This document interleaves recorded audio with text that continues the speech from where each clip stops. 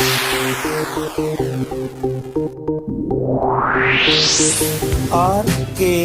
स्वागत है दोस्तों आपका एक बार फिर से हमारे YouTube चैनल RKB कैंफी वीडियोस में।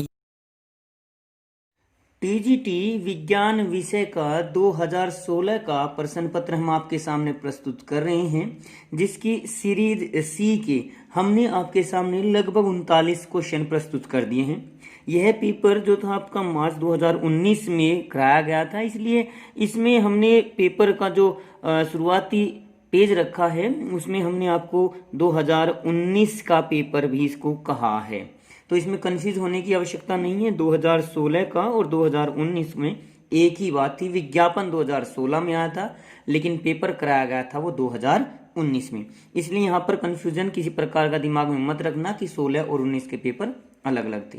इसके हमने आपको 39 प्रश्न लगभग आपके सामने प्रस्तुत कर दिए हैं। तो आइए अब देखते हैं हम आपके आगे 40वें क्वेश्चन में क्या दिया गया है, उसके बाद इसको सोल्व करते हैं। इस क्वेश्चन में कहा है कि 8 किलोग्राम द्रव्यमान वाले एक एल्यूमिनियम ब्लॉक में 10 किलोवाट वाली ड्रिलिंग मशीन से छेद करना है। यह सोचकर कि 50% बिजली का उपयोग मशीन को गर्म करने के लिए या वातावरण में खर्च हो गया है, तो 2.5 मिनट में उस ब्लॉक में होने वाले तापमान की वृद्धि का पता लगाइए। जबकि एल्यूमिनियम का विशिष्ट ताप या विशिष्ट ऊष्मा इसको कहा जा सकता है 0.91 जूल प्रति ग्राम प्रति डिग्री सेल्सियस दी गई है, और इसके आपको 4 ऑप्शन दे दिए हैं 103, 150, 206 और 155 डिग्री सेल्सियस। तो आइए देखते हैं इस क्वेश्चन को किस प्रकार से हल किया जा सकता है। देखिए, इस प्रकार के क्वेश्चन को करने के लिए हम एक तरीका अपना सकते हैं। इसमें कहा गया है कि एक 8 किलोग्राम द्रव्यमान का एल्यूमिनियम का कोई ब्लॉक था, कोई टुकड़ा था। इसमें हमें किसी ड्रिलिंग मशीन से छेद करना है। ड्रिलिंग मशीन की जो पावर है, कैपेसिटी है, वो 10 किलोवाट है।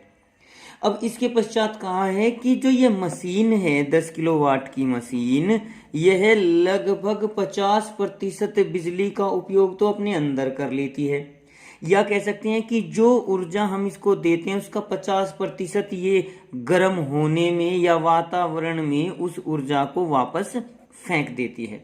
इस प्रकार से क्वेश्चन दिया हुआ है और फिर कहा है कि T बराबर 2.5 मिनट में जो ऊष्मा लगती है उसके द्वारा इसमें जो तापमान वृद्धि होती है उसको ज्ञात करना है। तो यहाँ पर हमारा ऊर्जा संरक्षण का एक नियम लगता है, ऊर्जा संरक्षण का नियम, जो कि ऊष्मा के लिए भी लागू होता है। इस नियम के अनुसार किसी भी पदार्थ द्वारा जो दी गई ऊष्मा होती है वो दूसरे पदार्थ द्वारा ली गई ऊष्मा के बराबर होती है। अब दी गई ऊष्मा दी किसने? ऊष्मा या ऊर्जा के रूप में हम इसको ले सकते हैं इस मशीन के द्वारा, और बाकी जो ऊर्जा ली गई वो इस एल्यूमिनियम ब्लॉक के द्वारा। तो पहले हम मशीन के द्वारा दी गई ऊष्मा को देख लेते हैं। मशीन द्वारा दी गई ऊष्मा कितनी होगी? अब इसकी जो कैपेसिटी है वो 10 किलोवाट थी, तो जिसको 10 की घात 3 से गुणा करके हम वाट में परिवर्तित कर सकते हैं। वाट बराबर होता है जूल प्रति सेकंड, तो इसको 10 की घात 4 जूल प्रति सेकंड भी लिखा जा सकता है। तो जैसे यहाँ पर ये जूल प्रति सेकंड है, ये 1 सेकंड में इतनी जूल ऊष्मा दी गई, ऊर्जा दी गई। वैसे ऊष्मा का मात्रक कैलोरी होता है, यहाँ पर हम इसको जूल के रूप में लेकर चल रहे हैं, उससे कोई फर्क नहीं पड़ेगा क्योंकि अभी आगे हम क्वेश्चन को देखेंगे वहां पर भी हमें जूल का ही प्रयोग दिया गया है। लेकिन अब इस क्वेश्चन में कहा गया है कि जो मशीन द्वारा दी गई ऊष्मा है वो इसका 50% है, यानी इसको हम 1/2 गुणा 10 की घात 4 जूल प्रति सेकंड लिख सकते हैं। ये 1 सेकंड में दी गई ऊष्मा है, लेकिन कुल समय जो है वो आपका है 2.5 मिनट। 2.5 मिनट, इसलिए इस 2.5 मिनट में दी गई ऊष्मा हो जाएगी 1/2 गुणा 10 की घात 4 गुणा 2.5 मिनट को 60 से गुणा करके सेकंड में बदल दिया। ये टोटल जूल ऊर्जा इतनी दी गई है 2.5 मिनट में जो ऊर्जा। तो ये वैल्यू आपकी आ गई दी गई ऊर्जा की, दी गई ऊष्मा की। इसी प्रकार से अगर हम ताप बढ़ाने में जो ली गई ऊष्मा है उसको लेकर चलें, ताप बढ़ाने में ली गई ऊष्मा, उसका मान Q इक्वल टू एक्चुअल में लिख सकते हैं इसको। ये फॉर्मूला था आपका MS डेल्टा T। M द्रव्यमान, S जो होती है वो विशिष्ट ऊष्मा या विशिष्ट ताप इसको बोल देते हैं, और डेल्टा T ताप में परिवर्तन, ताप वृद्धि को लेकर चल सकते हैं। तो M जो आपका पिंड था वो 8 किलोग्राम का था, 8 किलोग्राम का। अब M की इस पद्धति में हम इसको लेकर चलेंगे, जैसे ये आपका 10⁴ जूल के रूप में यहाँ सेकंड के रूप में इसको लिया गया। अब गुना S का जो मान है वो आपको क्वेश्चन में दिया हुआ है 0.91 जूल प्रति ग्राम है, प्रति ग्राम। अब 8 हमारा किलोग्राम में है, तो या तो इस 8 किलोग्राम को आप ग्राम में बदल लो या इस ग्राम को किलोग्राम में। तो हम ग्राम को ही किलोग्राम में बदल रहे हैं, तो गुना 1000 कर देंगे। अब ये जूल प्रति किलोग्राम हो गया। अब उसके बाद प्रति डिग्री सेल्सियस वगैरह भी दिया हुआ है, तो तापमान को हम मान के चलें डेल्टा T के रूप में। अब जैसे हमने इस क्वेश्चन के शुरुआत में बताया था, ली गई ऊष्मा बराबर दी गई ऊष्मा है, तो दोनों को एक दूसरे के बराबर रख दीजिए। तो ली गई ऊष्मा इक्वल टू हो जाएगी दी गई ऊष्मा, और ये 8 गुणा 0.91 गुणा 10⁻³ और डेल्टा T बराबर ये हो जाएगा 1/2 छोड़ देंगे, इसको काट देंगे, 30 आ जाएगा। 30 गुणा 2.5 गुणा 10⁻⁴। अब हमें डेल्टा T की वैल्यू कैलकुलेट करनी है, इसको इस तरफ ले आइए। 30 गुणा 2.5 गुणा 10 कर दिया मैंने डायरेक्ट, 3 यहाँ से हटा ही दिया, अपोन में आ जाएगा आपका 8 गुणा 0.91। अब जैसे हम इसको कैलकुलेट करेंगे तो ये लगभग में, मैं यहाँ पर लिख रहा हूँ लगभग में 103, चूंकि ये वैल्यू आपकी डिग्री सेल्सियस में दी गई थी 0.91, तो यहाँ पर डिग्री सेल्सियस के करीब आ जाएगा। तो इस प्रकार से हम इस 40वें क्वेश्चन को लेकर चल सकते हैं। आप इसकी कैलकुलेशन कंप्लीट करके देख लेना कि वैल्यू कुछ चेंज तो नहीं आती, अगर थोड़ा बहुत परिवर्तन होगा तो दशमलव के रूप में आ सकता है। मैंने यहाँ पर इसको लगभग लिख दिया। जैसे ये पॉइंट हटाकर यहाँ 0 लगाएंगे, 4 से काट दिया 25 8 2, तो इस प्रकार से कैलकुलेट आप कर लेना। यहाँ पर मैं कैलकुलेशन नहीं कर रहा हूँ। उम्मीद करते हैं कि ये क्वेश्चन आपको समझ में आ गया होगा। चलिए अब लेकर चलते हैं क्वेश्चन नंबर 41 को।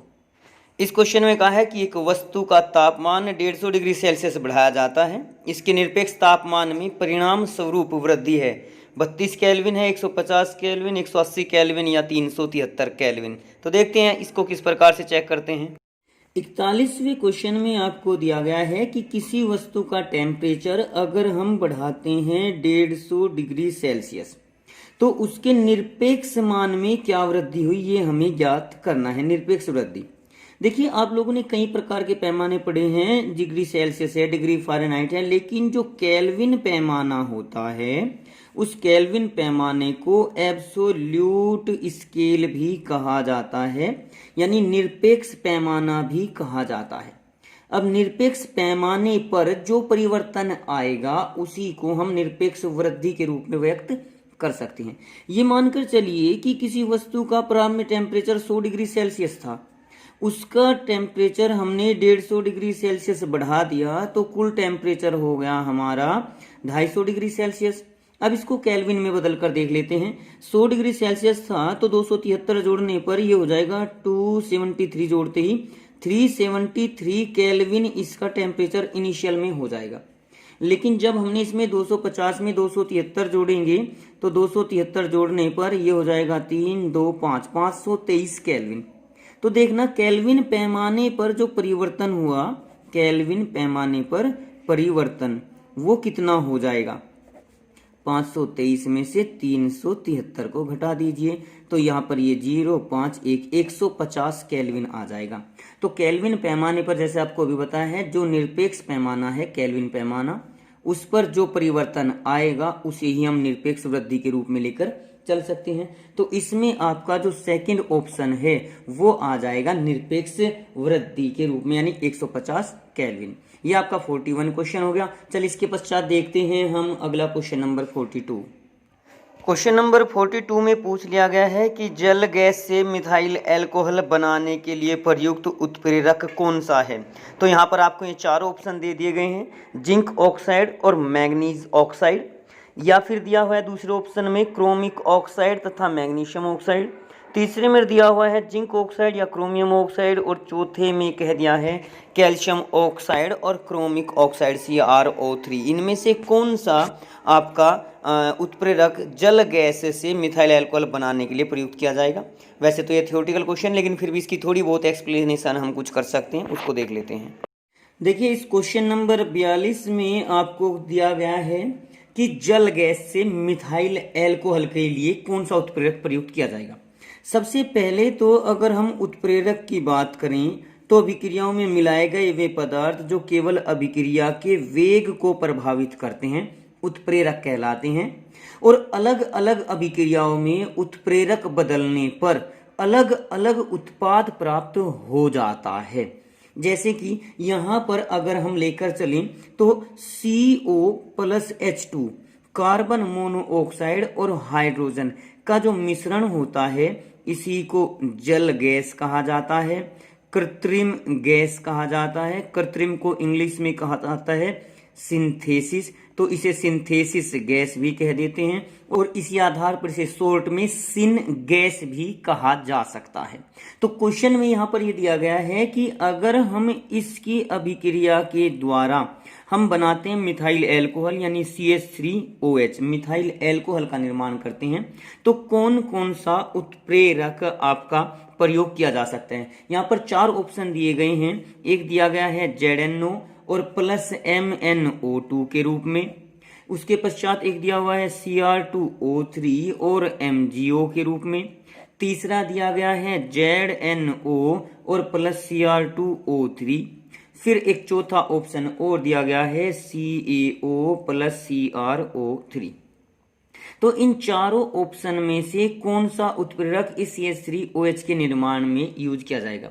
देखिए वैसे तो जो उत्प्रेरक होते हैं वे स्पेसिफिक होते हैं, एक पर्टिकुलर रिएक्शन को उत्तेजित करने के लिए, पूर्ण करने के लिए एक विशेष उत्प्रेरक ही प्रयोग किया जाएगा।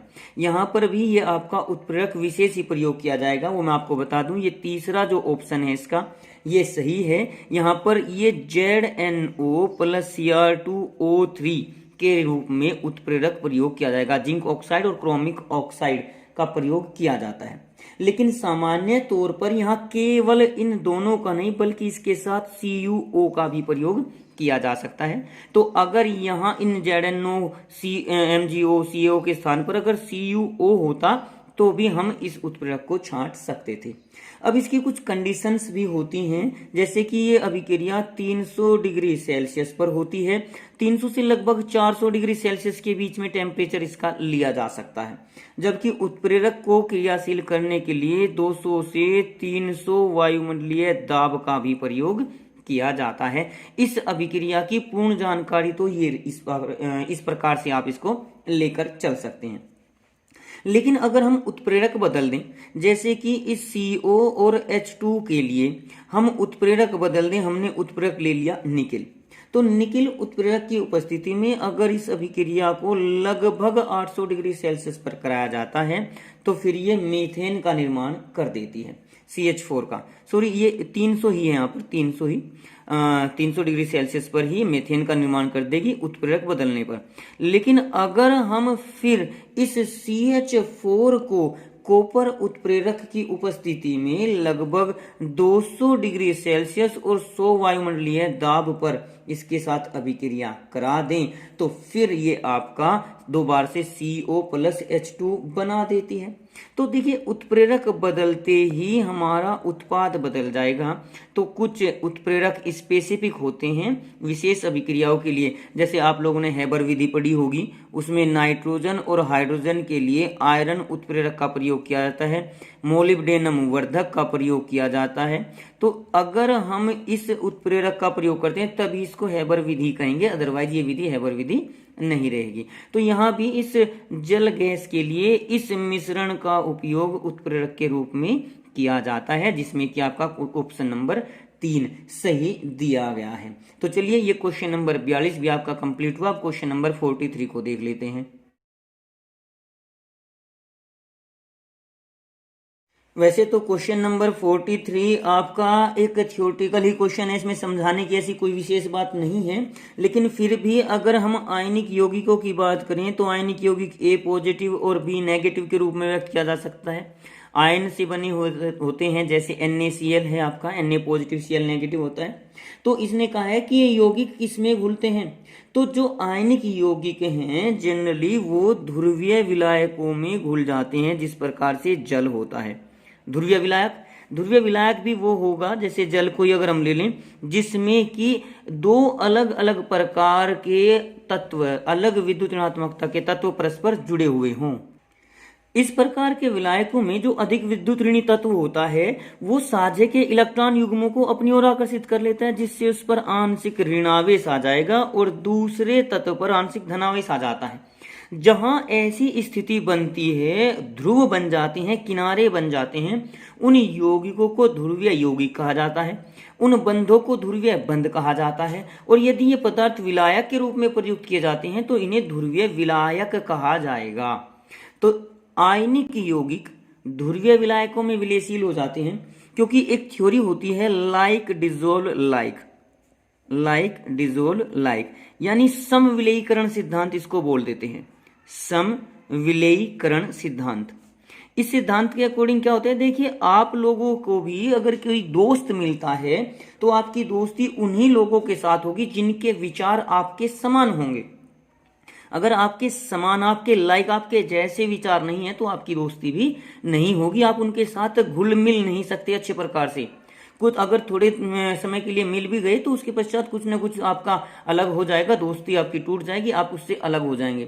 तो इसी प्रकार से अगर विलेय और विलायक दोनों में लगभग समान प्रकार के आकर्षण बल हैं उन पदार्थों के बीच में, तो उनका विलेयीकरण जो होता है वो अधिक हो जाते हैं, वे आपस में अधिक अच्छे प्रकार से घुल सकते हैं। इसे ही समविलयीकरण सिद्धांत कहा जाता है। तो यहाँ पर चूंकि देखिए आयनिक यौगिक में भी दो ध्रुव होते हैं, प्लस और माइनस, जबकि ध्रुवीय विलायकों में भी प्लस और माइनस के रूप में दो ध्रुव, दो किनारे उत्पन्न हो जाते हैं। इसलिए हम कह सकते हैं कि आयनिक यौगिक ध्रुवीय विलायकों में, यानी कि जो आपका पहला ऑप्शन है उसमें विलयशील होते हैं। आगे आपके गैर ध्रुवीय विलायक, कार्बनिक विलायक, गैर जलीय दिए हुए वो सब एक ही प्रकार के होते हैं, क्योंकि जल प्रबल रूप से जो ध्रुवीय यौगिक होता है। एक बात और आपको बता दूं कि जल जो है सबसे अच्छा विलायक माना जाता है। कभी कभी इसके बारे में एक क्वेश्चन पूछ लिया जाता है।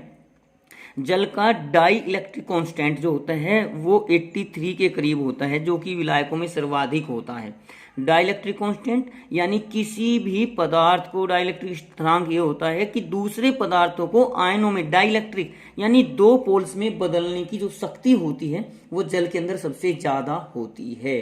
तो इस प्रकार से भी कोई क्वेश्चन आपका अगर आ जाए तो आप उसको भी कर सकते हैं। तो यहाँ 43 क्वेश्चन हो गया। अगला जो 44 क्वेश्चन है वो आपका न्यूमेरिकल टाइप है, फिजिक्स से लिया गया है। तो आइए देख लेते हैं इस क्वेश्चन में आपका क्या है और इसको किस प्रकार से सोल्व करेंगे।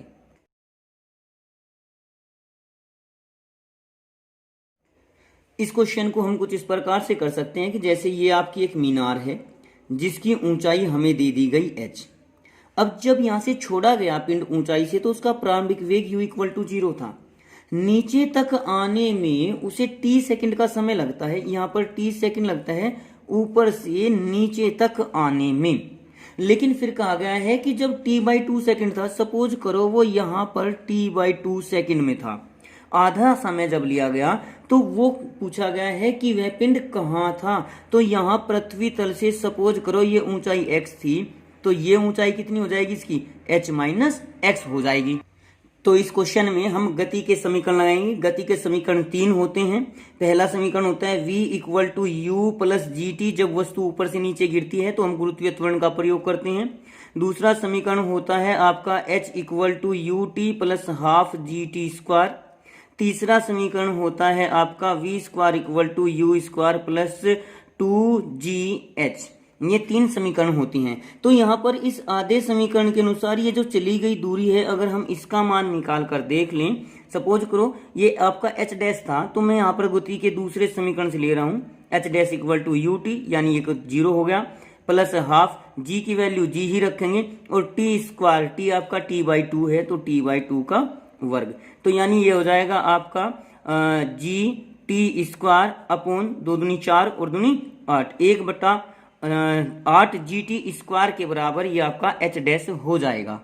अब इसी समीकरण से अगर हम पूरे ये ए से बी तक के लिए लेकर चलें तो एच बराबर जो था हमारा वो 0 + 1/2 जी टी स्क्वायर के बराबर आ जाएगा, क्योंकि ऊपर से नीचे तक की दूरी है हमारी एच और यहाँ पर जो समय लगने वाला है वो है टी, तो गुरुत्वीय त्वरण तो दोनों जगह लगेगा। तो ये एच डैश तो है हमारी ए से लेकर बी तक, यानी जहां तक हमने ये माना है एच माइनस एक्स को। तो अब हमें ये एक्स की वैल्यू निकालनी है, तो इसलिए पृथ्वी तल से या जमीन से ऊंचाई अगर हम निकालें, क्योंकि इनमें से ऐसा कोई ऑप्शन तो यहाँ पर आपका दिया नहीं है, तो जमीन से दिया गया ऑप्शन, तो पृथ्वी तल से यानी जमीन से ऊंचाई हमें निकालनी पड़ेगी। तो वो बराबर क्या हो जाएगा, जमीन से ऊंचाई x बराबर कुल ऊंचाई में से h डैश घटा लीजिए, यानी जो ऊपर से गिरी हुई ऊंचाई है उसको घटा लीजिए। तो h का मान हमारा कितना है 1/2 जी टी स्क्वायर, h डैश का मान आया हमारा 1/8 जी टी स्क्वायर। जी टी स्क्वायर यहाँ से कॉमन आ सकता है, लघुत्तम 8 आ जाएगा, तो ये हो जाएगा आपका 4 दूनी 8 यानी 3/8 जी टी स्क्वायर। ये भी ऑप्शन आपका नहीं दिया हुआ है। ऑप्शन में आपका जमीन तल से h/2 h/4 इस प्रकार h के रूप में दिया हुआ है, तो इसको h के रूप में तोड़ सकते हैं। h हमारा 1/2 जी टी स्क्वायर, यानी इसको 3/4 गुणा 1/2 जी टी स्क्वायर लिख सकते हैं क्या। अब 1/2 जी टी स्क्वायर जो है वो हमारा h के बराबर है, यानी इसको हम लिख सकते हैं 3/4 h। आपके 4 ऑप्शन दिए हुए हैं, पहले वाले में दिया है जमीन से h/2, दूसरे वाले में दिया हुआ है h/4, तीसरे वाले में दिया हुआ है 3h/4 और चौथे वाले में दिया हुआ है कि द्रव्यमान और उसके परिमाण पर निर्भर करता है। तो आप वैसे यहाँ पर देख सकते हैं 3/4h ये आ चुका है, तो यहाँ पर आपका थर्ड ऑप्शन इस प्रकार से सिद्ध किया जा सकता है। तो चलिए अब इस क्वेश्चन के बाद 44वें क्वेश्चन के बाद हम अगला क्वेश्चन लेकर चलते हैं, क्वेश्चन नंबर 45। आइए देखते हैं उस क्वेश्चन में क्या दिया हुआ है। क्वेश्चन नंबर 45 में कहा है कि पीएन जंक्शन डायोड के मामले में उत्क्रम अभिनत के उच्च मान पर धारा तेजी से बढ़ती है। उत्क्रम अभिनत वोल्टता के इस मान को क्या कहते हैं, उसे कट इन वोल्टता कहते हैं, ब्रेकडाउन वोल्टता कहते हैं, कट ऑफ वोल्टता या फिर व्युत्क्रम वोल्टता कहा जाता है। देखिए क्वेश्चन नंबर 45 में आपको जो दिया हुआ है उसमें आपको पीएन जंक्शन डायोड के बारे में पूछा गया। अब पीएन जंक्शन डायोड होता क्या है, सबसे पहले तो हम इसके बारे में जानकारी ले लें। देखिए जब एक पी प्रकार का अर्धचालक एक एन प्रकार के अर्धचालक के साथ जोड़ दिया जाता है तो उसी को हम पीएन डायोड, पीएन संधि, पीएन जंक्शन आदि के रूप में समझा सकते हैं। अब इसके 2 प्रकार से संयोजन किए जा सकते हैं कि अगर बैटरी के या जिससे हम विद्युत धारा प्रवाहित करते हैं पॉजिटिव से इस पी अर्धचालक को जोड़ दिया जाए और नेगेटिव से एन अर्धचालक को जोड़ दिया जाए, तो इसको कहा जाता है अग्र अभिनत, अग्र अभिनति या अग्र अभिनत कहा जाता है, जिसको फॉरवर्ड बायस भी कहा जाता है। हिंदी में अगर इंग्लिश में लेकर चलें, दोनों भाषा में आपको बता रहा हूं, फॉरवर्ड बेस इसको कह दिया जाता है। अब अगर इस P को इस N से जोड़ दिया जाता है यहाँ, लेकिन बैटरी में हम अब की बार पॉजिटिव से तो जोड़ते हैं नेगेटिव को और नेगेटिव से जोड़ते हैं इसके P पार्ट को, तो इस अवस्था में इसको रिवर्स बायस कहा जाता है, रिवर्स बेस यानी उत्क्रम अभिनत कहा जाता है, उत्क्रम अभिनत। अब इस रेस्पेक्ट में अगर देखा जाता है तो पॉजिटिव से जो क्वार्टर चलते हैं वो इस संधि की ओर चलना शुरू कर देते हैं, जबकि नेगेटिव में इलेक्ट्रॉन इस संधि की ओर चलना शुरू कर देते हैं। तो संधि बहुत छोटी होती है। यहाँ पर अगर अभिनत में जो इनका मिलन स्थान होता है वो बहुत कम होता है, उसका प्रतिरोध लगभग नगण्य होता है। लेकिन यहाँ पर जब ये नेगेटिव से पॉजिटिव को जोड़ा गया तो ये क्वार्टर इसकी ओर चलना शुरू कर देते हैं, और जबकि इलेक्ट्रॉन यहाँ पॉजिटिव की ओर गति करना शुरू कर देते हैं। तो इस पे यहाँ पर जो ये संधि है इसका मान बहुत अधिक बढ़ जाता है, जिस कारण इसका प्रतिरोध भी अधिक होता है। तो एक क्वेश्चन यहाँ पर यह भी बन सकता है कि पीएन संधि का प्रतिरोध किस अभिनत में अधिक होता है, अग्र अभिनत में या उत्क्रम अभिनत में, तो ये उत्क्रम अभिनत में होता है। प्रतिरोध अधिक होने के कारण धारा का मान बहुत धीरे धीरे बढ़ता है। अब उस धीरे धीरे बढ़ते हुए मान को अगर हम ग्राफिकल रिप्रेजेंटेशन करें तो ग्राफ के रूप में कुछ इस प्रकार से हम इसको लेकर चल सकते हैं। एक तो उत्क्रम वोल्टेज ले लें, उत्क्रम वोल्टेज, और यहाँ पर हम उत्क्रम धारा को ले लें। तो उत्क्रम धारा जनरली नेगेटिव के रूप में ली जाती है, तो वोल्टेज -2, -4, -6, -8, -10 के रूप में, ये धारा -2, -4, -6, -8 के रूप में ले लें। तो धारा का मान प्रतिरोध अधिक होने के कारण बहुत धीरे धीरे बढ़ता है, कुछ इस प्रकार से लेकर चल सकते हैं यहाँ। लेकिन एक ऐसी स्थिति आती है कि वहां जाने के बाद धारा का मान एकदम से बहुत तेजी से बढ़ जाता है। इस स्थान पर जहां ये धारा का मान तेजी से बढ़ता है, इस वोल्टेज को कहा जाता है भंजक वोल्टता। भंजक वोल्टता यानी ब्रेक डाउन वोल्टेज, जो यहाँ पर आपका अंग्रेजी में दिया हुआ है। देखिए एक्चुअल में भंजक वोल्टता हिंदी में हो गया, और क्वेश्चन में आपका जो दिया हुआ है ब्रेक डाउन वोल्टता अलग अलग दिया है, cut in, cut off, with क्रम या ब्रेक डाउन। तो ब्रेक डाउन का मतलब है जहां पर ये संधि टूट जाती है, जो पीएन संधि बनाई हुई है, ये संधि भंजित हो जाती है, टूट जाती है, इसको भंजक वोल्टता कहा जाता है।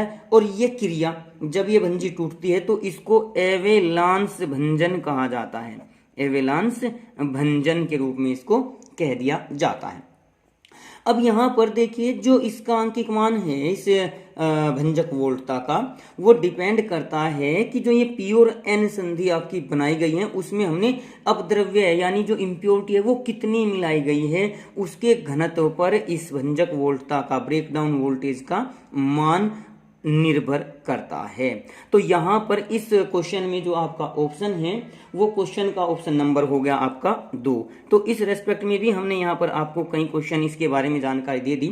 उम्मीद करते हैं आपको ये समझ में आ गया होगा। एक संकेत और मैं आपको यहाँ पर याद दिला दूं, आप फिजिक्स में पढ़ सकते हैं, स्पेशली जो कुमार मित्तल की फिजिक्स है कक्षा 11 और 12 के लिए, आप उसका यूज करें। उसमें से आप देखें कि क्वेश्चन सेम टू सेम मिलेंगे आपको। तो पीएन संधि को कुछ इस प्रकार से रिप्रेजेंट किया जाता है, ये आपका पी और फिर ये एन, और ये संधि इस प्रकार से। कभी कभी ये संकेत पूछ लिया जाता है कि पीएन संधि को किस प्रकार से यूज किया जाता है, तो पी और एन, और जनरली जो पी होता है वो आपका एनोड से जुड़ा हुआ होता है, जबकि एन नेगेटिव वो कैथोड से जुड़ा हुआ होता है। तो इस प्रकार से भी हम इससे संबंधित अन्य अनेक क्वेश्चंस को जितना चाहें आप लोग ज्यादा से ज्यादा जानकारी इसके बारे में लेकर चल सकते हैं। अब इसका कारण भी थोड़ा सा चलो मैं आपको बता दूं कि जो ये संधि है ये टूटती क्यों है। अब यहाँ उत्क्रम अभिनति में जैसे जैसे धारा बढ़ती है तो उस आधार पर ये एनोड और कैथोड की ओर चलते हैं। यहाँ से कोटर और जो ये आपके इलेक्ट्रॉन होते हैं, पी से तो कोटर चलेंगे, एन से आपके इलेक्ट्रॉन चलेंगे, तो इस संधि से दूर हटते हुए चले जाते हैं। तो इस परत को अवक्षय परत भी कहा जाता है, अवक्षय परत। अवक्षय परत को अगर हम अंग्रेजी में बात, डिप्लीशन लेयर इसको कहा जाता है, अवक्षय परत को इंग्लिश में डिप्लीशन लेयर। तो जब ये लेयर टूटना शुरू होती है तो धीरे धीरे, पहले तो धीरे धीरे टूटती है, लेकिन फिर तेजी से इसमें से एकदम से बहुत ज्यादा कोटर और इलेक्ट्रॉन वगैरह उत्पन्न हो जाते हैं। जैसे ही वोल्टेज यहाँ बढ़ती है, जैसे ये दिया हुआ है, तो इस आधार पर जब ज्यादा वोल्टेज होने पर ये गर्म होकर यहाँ धारा का मान अधिक बढ़ जाता है, ये धारा के मान के रूप में दिया हुआ है। तो इस आधार पर ये संधि भी टूट जाती है। तो इस वोल्टता को भंजक वोल्टता कहा जाता है। तो यहाँ पर आपका सेकंड ऑप्शन सही होगा। तो इस प्रकार से आपकी आज की वीडियो में हमने 45 तक क्वेश्चन आपके सामने प्रस्तुत कर दिए हैं। उम्मीद करते हैं कि आपको ये क्वेश्चन अच्छी प्रकार से समझ आ रहे होंगे, लेकिन फिर भी अगर किसी प्रकार की कोई प्रॉब्लम आपके सामने आती है तो आप हमसे कमेंट बॉक्स में लिखकर पूछ सकते हैं। तो हमारी कोशिश यही रहती है कि किसी भी क्वेश्चन से जब हम आपको रूबरू करा रहे हैं, उसकी जानकारी आपको दे रहे हैं, तो अधिक से अधिक जानकारी हम प्रदान करने की कोशिश करें, न केवल ये क्वेश्चन सोल्व करने का हमारा ध्येय है। तो चलिए अब आगे की वीडियो के लिए आप हमारे चैनल को सब्सक्राइब कर ही लेंगे, और जो वीडियो आप देख रहे हैं उसको आप अपने दोस्तों को भी शेयर करेंगे, ताकि वो भी आप अपने साथ साथ उसको भी तैयारी करा दे टीजीटी की। तो आज की वीडियो में अभी हम कुछ बचे हुए क्वेश्चन जो आगे आएंगे अगली वीडियो में आएंगे, उनकी वीडियो, उनके फोटो आपके सामने प्रस्तुत कर रहे हैं। तो पहले आप उनको करके देखना और अगली वीडियो में आप उनसे मैच कर लेना। तो आज की वीडियो के लिए आपका धन्यवाद। आज की वीडियो में बस इतना ही। अगली वीडियो प्राप्त करने के लिए हमारे चैनल को सब्सक्राइब करें, वीडियो को लाइक करें और अगर वीडियो अच्छी लगे तो कमेंट्स करें और दोस्तों को भी शेयर करें।